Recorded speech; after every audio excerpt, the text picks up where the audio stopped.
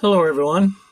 I'm usually talking about news of the day, but today I'm going to talk a little bit about my YouTube channel. I started this thing because honestly, I want to be monetized. I want to make a couple of bucks. Not that it means that much. I don't ever expect to make any kind of money out of it, but it's kind of like when you play poker for nickels. At the end of the poker game, you might be up $1. It doesn't matter. That dollar doesn't matter. What matters is that those nickels mean that you won. It's just an accounting of how well you did. This YouTube creating stuff it's kind of like art. And I'm not much of an artist in any fashion. But when you edit and you put it together and you show it to people and some people like it, it's like you're exhibiting your art. So it's kind of fun. It's cool. But I do want to be monetized, though, because that'll mean that I'm at least some kind of successful at it.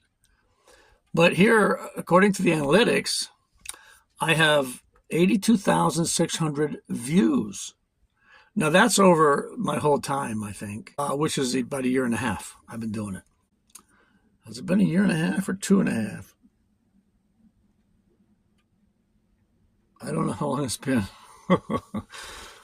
I'll have to figure that out. And I've got 4,100 likes. That's pretty cool. I don't think I have any thumbs down. I might have one or two here or there, but I don't think I've noticed any. And I've got 1,200 comments. That's pretty good. Got a little interaction with my audience. So that's pretty cool. Now, this one was surprising to me. I have 754 shares. It's one thing somebody takes the time to search out the like button and click on it and let you know that they liked your video. But it's another thing to actually share the video with someone else. That's pretty complimentary, I think. So that was surprising to me. I like that. Geography.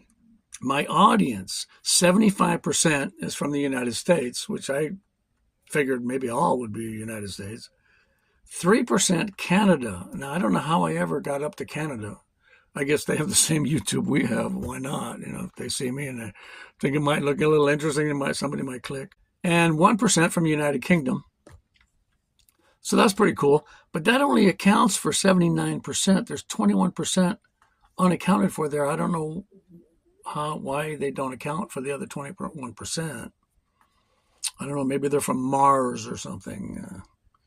Maybe I have an 21% alien audience. I don't know. Maybe. My audience gender. Male, 58%. I guess that's to be expected. I'm a male, so 40% female, which I think maybe much of that had to do with the fact that I started off, I had a dog, and my dog was cute. I thought so anyway. And we went camping a lot. I did camping videos with the dog, and people seem to like location videos and dog videos. And so that's maybe where I got a lot of my audience, and maybe a lot of the female audience. I'm not sure. And that accounts for 98%. I don't know what the other 2%, probably those aliens from Mars. I don't know. My audience age, the majority, 28% of my audience is 55 to 64, which is interesting because I'm 74. So I thought maybe I'd have an older audience. Well, 27%, close to that, is above 65 or 65 plus. Yeah, years. So 65 and over. 18% is 45 to 54. So that's pretty good. It's almost 20% of my audience is below 54 years old or below 55. All right. I'm not monetized, so I'm not succeeding like I wanted to in this.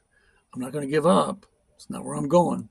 And I said, too, when I started this, that I really I watch a lot of the First Amendment auditor guys. I don't like the guys who are pushy and that incite stuff in others to make them violent. And then people seem to like that. And there's a guy named Sean who I really like. I wish I could remember his page. He's respectful. He does police officers a lot and government offices. But he doesn't push them to make them angry.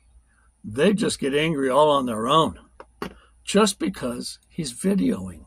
And he has every legal right to video. People seem to think, especially in the government, that they can make you do what they want because they don't like what you're doing. It's really something, and they don't seem to like transparency, which a video camera makes for.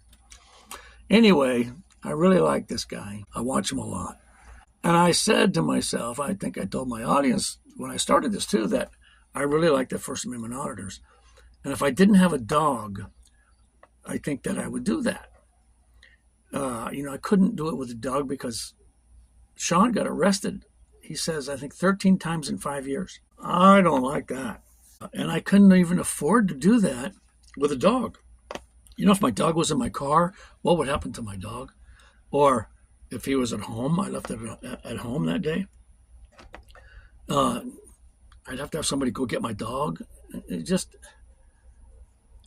seems scary with the dog. Well, now I'm not responsible for a dog. I don't have one. I have no excuse for not starting, I guess, a First Amendment auditor, whatever you call it. I saw a couple of them called cop watchers, I think, where they just go around and record police, and police do not like being recorded. Oh my gosh, they get pushy. There's one guy called High Impact Flicks, and he has a couple of channels. I forget the other channels, but he comments that he thinks all cops are bad. I don't think so. However, he says that because all these videos of cops violating people's rights and the other cops that are on scene don't do anything to stop it. They're actually watching a crime take place, and they're not doing anything to stop the other officer from committing this crime, civil rights crime. So they're bad too. And I understand it. Police have to have in that type of work, you have to know each other has their backs, but not to the point of violating law, of becoming a criminal. You have a badge on. You took an oath to the Constitution. Well, my point, I saw one cop. This guy was a captain, I believe. There was a person in the back seat of the police car, handcuffed already, and this cop was striking him. I forget if he was hitting him, punching him with his hands, or slapping him. But he's being abusive to this guy who was helpless. He was handcuffed. A woman cop came up from behind this, I'm pretty sure he was a captain, grabbed his shoulders and pulled him back from the car and said, sir, to try to bring him to his senses that he's committing a crime here. And the captain turned around, grabbed this woman by the throat and said, don't you ever grab me like that again. And he started barking at her.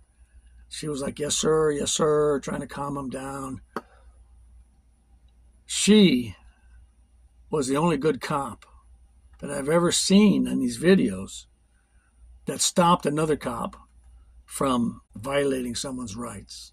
And I've seen a lot of videos, and a lot of the cops, either they go along and get abusive also, or they just don't do anything, and they allow that one cop to go ahead and be abusive and violate the person's rights. So it's a culture that has to change. I believe that. I think it's American to go and film these people, record them, and help make that change. There's another guy, his name's Jeff Gray. He records. He holds a sign out, God bless the homeless vets, on cardboard. And it looks like he's begging for money. And he might be kind of tricking a little bit. But he doesn't beg for money. He doesn't ask for money. Although he does make the point that the Supreme Court has established that asking for money is freedom of speech, First Amendment, constitutional right. But He doesn't ask for money. He just shows this sign. And he says, I'm soliciting for compassion and prayers for the homeless vets. He gets, almost every time he goes out with his sign, they call the cops on him. And the cops want to arrest him. They trespass him all the time on public property, which they cannot do because he's not violating anything. And yet they do it. So he sues the city hall. He sues for, what's it, $1,796, I think, the year that the First Amendment came out or something, I forget. But he sues for that amount of money, and he doesn't take the money. He donates that money to a homeless vet center. He's great. He's great. But he shows how many police don't know what they're doing. They don't know that they don't have any training in constitutional rights, or, and I'm not sure which it is, or they don't care because they have qualified immunity and they never have to pay any consequences. Well, I wouldn't say never. I've seen a few where they've had to, which is good. They got to stop this qualified immunity crap. These police do whatever they want. It's not right. They violate people's rights, and that's not right. So, am I going to do it? Am I going to go out and start recording police and government people? I don't know. Kind of scary. We'll see.